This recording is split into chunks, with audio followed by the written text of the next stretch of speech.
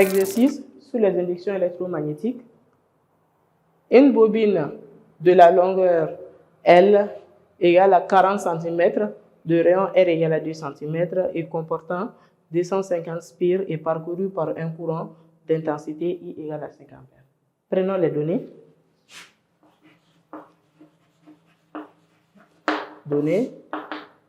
On a la longueur qui est égale à 40 cm. 40, ça fait 0,4 mètres. 0,4 mètres. Ou 0,40, c'est la même chose. Le rayon R égale à 2 cm. Ça fait 0,02 mètres. Comportant 250 spires. 250 spires, c'est le nombre de spires N, grand N, égale à 250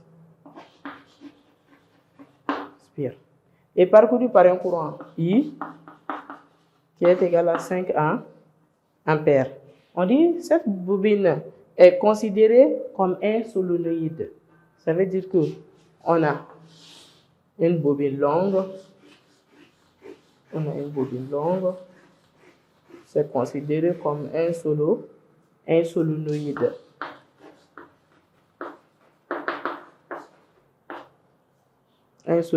On dit petit 1, déterminer les caractéristiques du vecteur champ magnétique B créé au centre du solénoïde par le passage du courant I.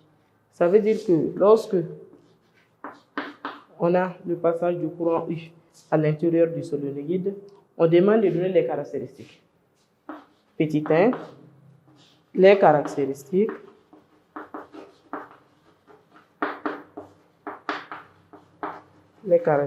du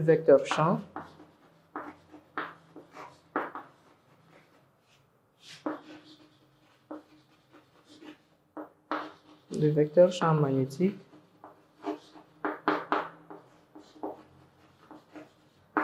B vecteur créé par cette solénoïde par le passage du courant I. Ça veut dire que les coordonnées du vecteur champ, on a la direction, le sens et l'intensité.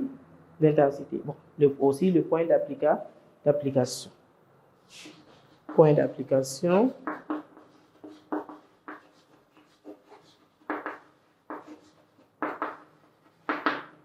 C'est tout point de l'axe.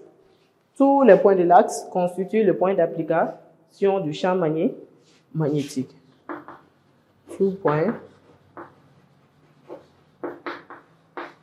de l'axe. Ensuite, la direction.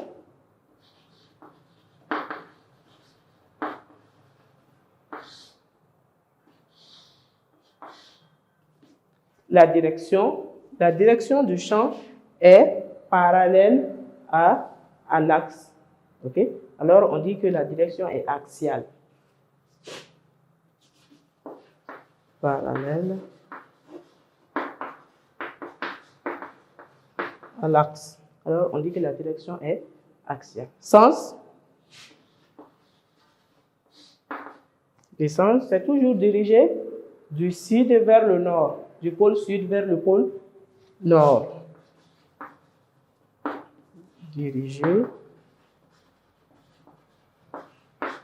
du sud vers le nord. Ensuite, intensité.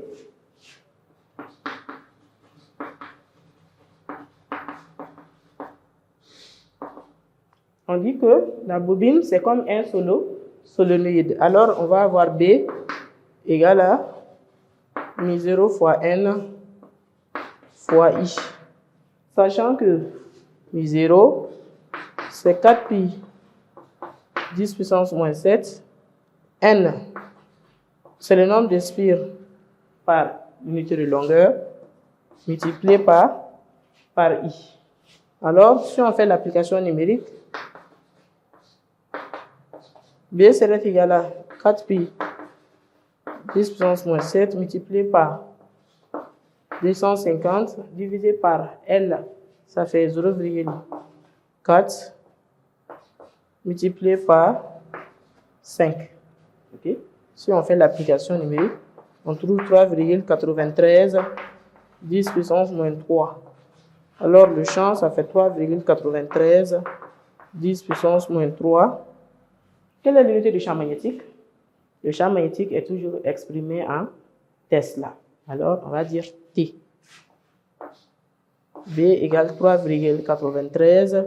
10 puissance moins 3 Tesla. Ça, c'est la première question. Ensuite, petit d, on dit calculer le flux magnétique de B à travers cette bobine. Le flux magnétique du champ magnétique B à travers cette bobine. Dans ce cas, petit 2, calculons le flux du champ magnétique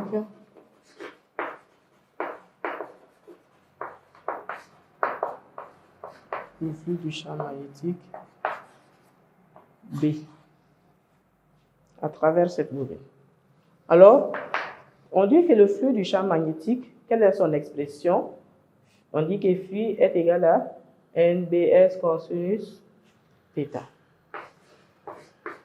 Phi égale à NBS cosinus θ. Dans le cas où le solénoïde est constitué de plusieurs spires. Alors, ici, dans ce cas, le solénoïde est constitué de 250 spires.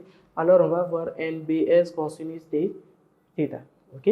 Alors, si l'angle formé entre les deux est égal à 0 degré, dans ce cas, on va avoir cosinus de 0 qui fait 1.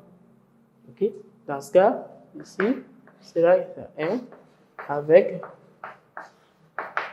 θ égale à 0 degré. Ça veut dire que les deux sont dirigés dans le même sens. Alors, dans ce cas, phi, ça serait égal à NBS. OK?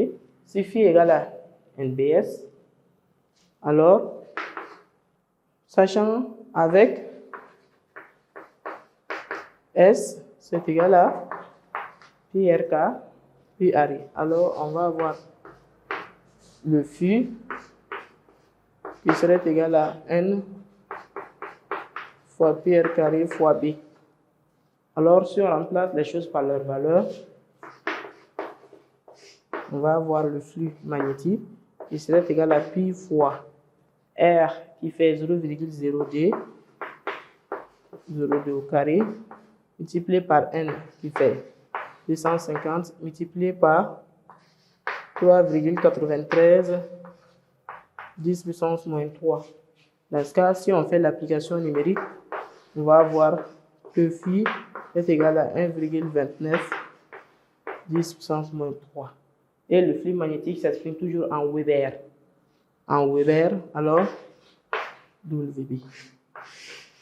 WB, ça s'exprime toujours en Weber. Alors, on met WB. Et c'est tout pour l'exercice. À la prochaine.